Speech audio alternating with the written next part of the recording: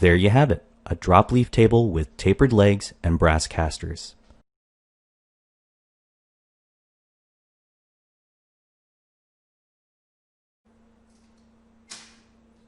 As I continue to grow as a woodworker, I'll often try to build furniture or cabinet pieces that incorporate new techniques and methods. I like to challenge myself by doing something I've never done before. In this case, I'm building a drop leaf side table as a gift from my mother-in-law. The drop leaves will have a roll joint. When the drop leaf is extended, this joint makes a tight, well-supported connection, while in the down position, the roll joint makes an appealing roundover that conceals the hinges and transitions well into the center portion of the tabletop. I'm using quartersawn Sapele for this build, which has a beautiful ribbon figure running with the grain. I first cross-cut the stock to rough length at the miter saw and then the rough width at the bandsaw. Any internal stresses within the boards will likely release as they're being cut into more manageable pieces, which will be taken care of during the milling process. I first rip the aprons for the side table and then adjust the fence of the bandsaw to rip the legs. Again, these are all rough cuts and oversized by anywhere between 1/8 of an inch to 1/4 of an inch. I'll then go to the joiner to flatten one face and one perpendicular edge, and then plane down to final thickness and width. I get a lot of folks interested in planer joiner combo machines ask me how much of a nuisance is it to switch between jointing and planing. And in my case, as a one-person shop, it's a non-issue. I batch out all my parts on the jointer before switching into planing mode. It takes all but a minute to switch over. As I run material through the planer, I like to gang together multiples of the same part. It saves a little bit of time and gives me a really consistent product. I also milled up some test pieces out of some spare poplar that I had in my shop. I try to always make a couple test pieces for fitting joinery and whatnot. Finally, once everything is square and parallel from the milling process, I cross-cut the parts on the table saw with my cross-cut sled. And now it's time for joinery. I'm using mortise and tenon to join the aprons to the legs, and I first lay out the mortises using my marking gauge and a setup block. The cutting edge of the marking gauge gives me a really consistent line that I can bury my chisels into. I also make sure that I'm always referencing off of the same face of each part during joinery layout. And here I'm using a planing stop to reference off of the top of the legs to mark the shoulders of the mortises. To machine the mortises, I'm using a 1/4 inch Forstner bit at the drill press. I drill the bounds of the mortises, making sure I allow the waste to clear out of the hole before plunging to full depth. This gives me a much cleaner hole. This would have also been made a lot easier and more repeatable if I had set up a couple of stop blocks along the fence of my drill press table. A lesson for next time, I guess.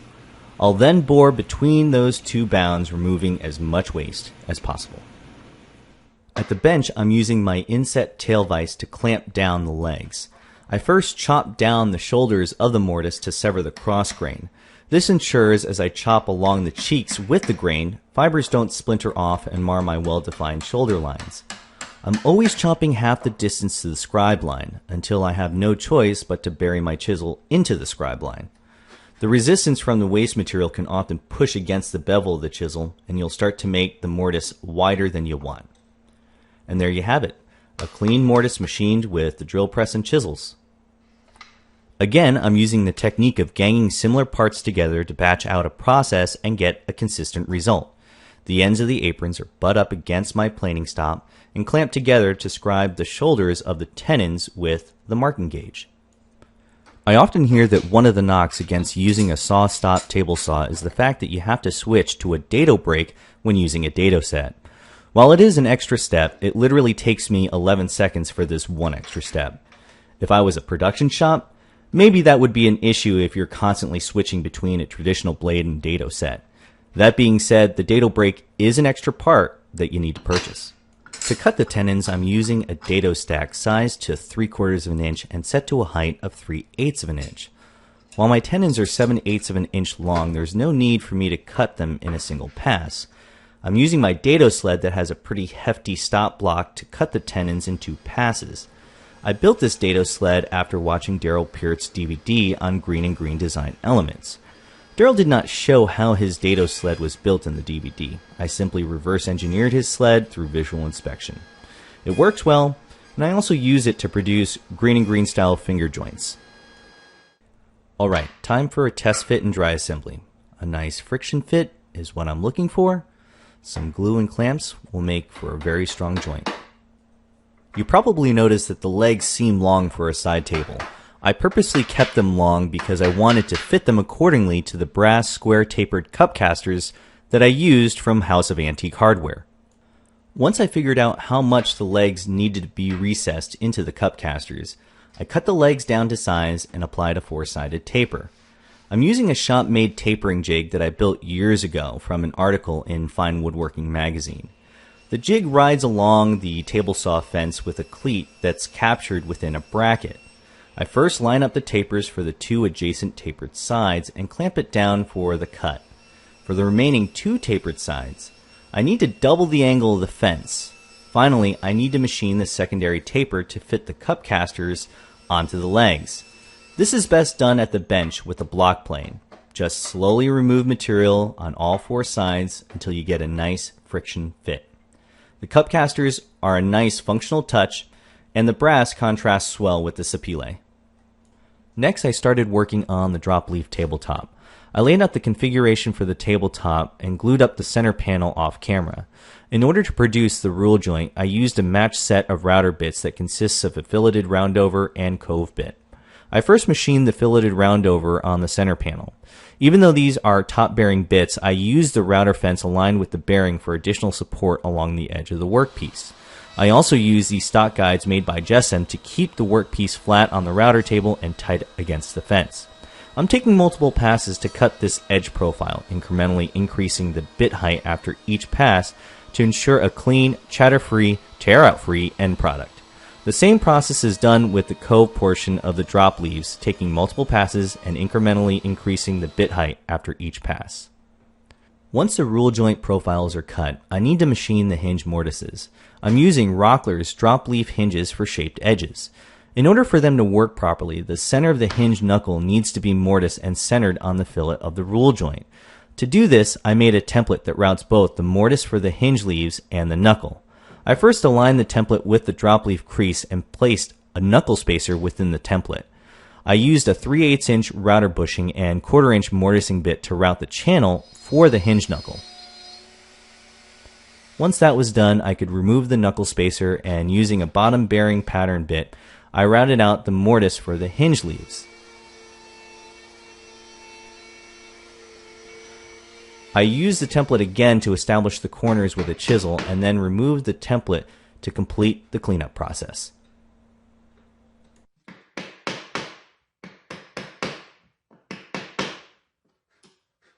When it was all done, I was able to produce a snug-fitting hinge mortise. And then using a self-centering drill bit, I screwed in the hinge leaf screws. Now as you can hear, there is a little bit of friction between the joint, so I had to remove the hinges and sand the cove portion slightly to remove the friction between the mating joints. Once I had the drop leaf hinges functioning properly, I needed to think about the overall shape of the tabletop. I made a mock-up of the shape I wanted out of cardboard, and I transferred that shape onto 2 pieces of Baltic birch plywood to make templates, a shallow curve for the short side and a deeper curve for the long side. I then roughed out the shape of the curve on the bandsaw, making sure to leave the pencil line. I then smoothed and faired the curve of the templates at the bench using a spoke shave and a sanding block.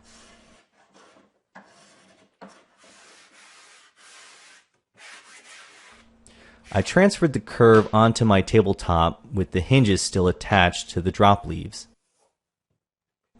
I roughed out the shape of the table with a jigsaw.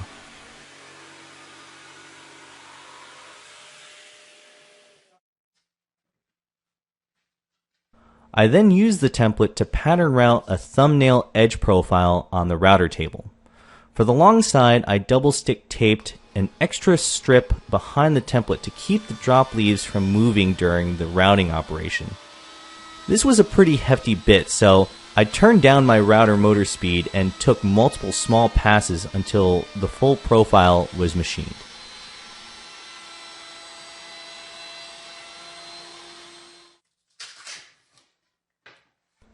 A light sanding with a sanding block removed any leftover machine marks.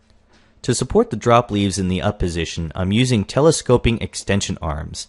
To do this, I needed to cut offset notches within the long side aprons. Using a flat bottom box joint blade, I cut out 3/4 inch square notches using the crosscut sled on my table saw.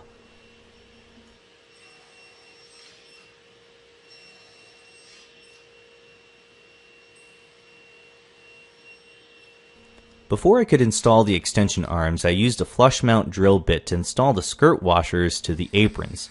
The skirt washers allow the tabletop to expand and contract with seasonal changes while still keeping it attached to the aprons.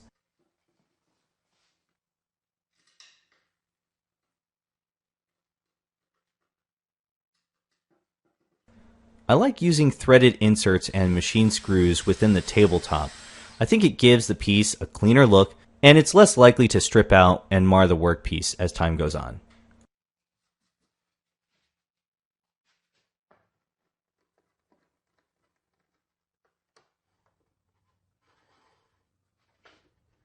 To keep the extension arms in line, I need to make a bracket. Again, I'm back at the crosscut sled on my table saw with a flat bottom box joint blade.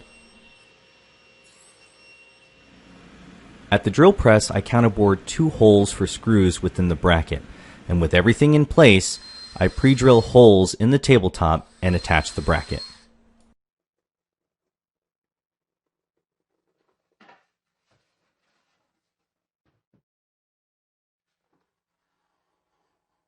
There are 2 more things left to do before I can sand and apply finish, and that's to apply the brass insert knobs and pull stops on the extension arms. To make the wooden plugs within the insert knobs, I'm using a tapered plug cutter on the drill press. To release those plugs, I cut them out on the bandsaw and then glue them into the insert knobs using epoxy. To shape the plugs, I use a rasp, sandpaper, and 4/0 steel wool to polish on the drill press.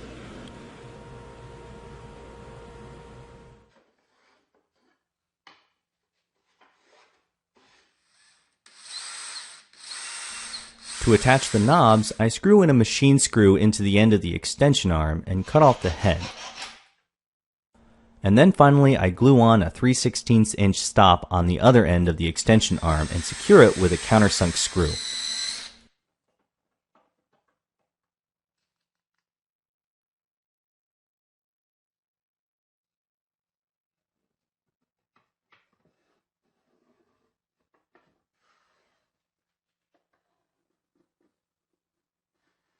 Now it's time to apply finish.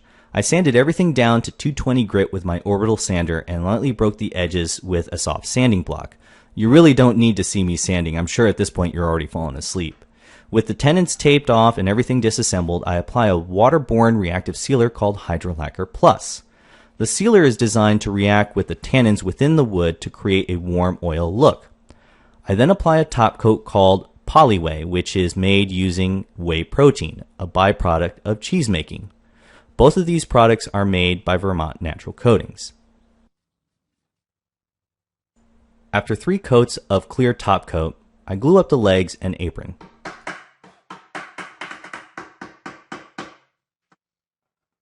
Next, I reassemble the leaves,